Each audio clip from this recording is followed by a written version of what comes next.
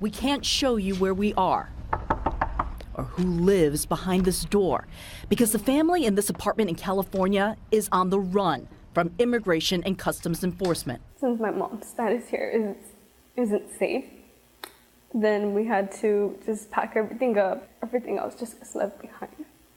Off the grid since last year, say these two girls, both citizens born in the U.S., both in high school.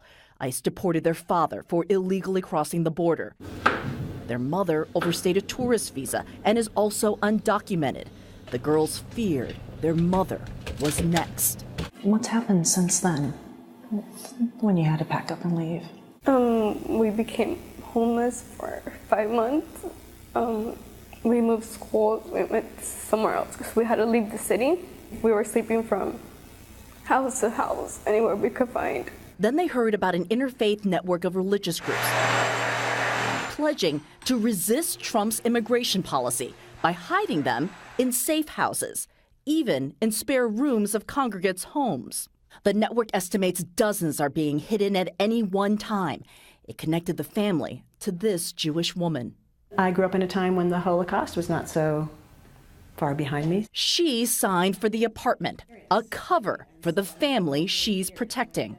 Do you hear the echoes of history here? 100%. I think there's a strong feeling in the Jewish community we cannot let this happen. It's our responsibility. What was done to us cannot happen to other people. This is technically aiding and abetting somebody who is here undocumented. I don't see it that way. I see it as taking a step to help someone who is in need, to help a family in need of support. Me sentí muy tranquila. It's just a big sigh of relief, says the girl's mother. What happens to me doesn't matter. Everything I'm doing here is for my girls. How would you describe the fear that you carry? I put a smile on my face every day. But deep down, I'm hurt. And I'm still hurting. I want to say a couple of things. Reverend Zach Hoover leads the Interfaith Network. 2,000 congregations of various faiths have been trained across the country, the great majority here in California, where Reverend Hoover says the network of sanctuary and safe houses remains most active. The federal government might listen to all of this and say, you're violating the law. Yeah. I'm not going to lie, that makes me very nervous. And there's a part of me that, sitting here talking to you, I think, gosh, should I be having this conversation?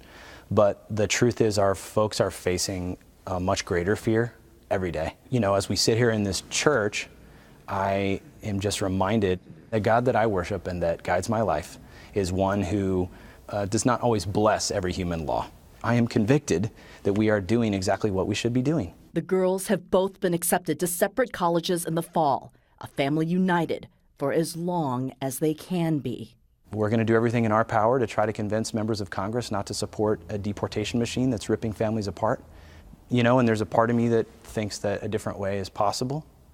But most of the time I'm preparing for this to get worse.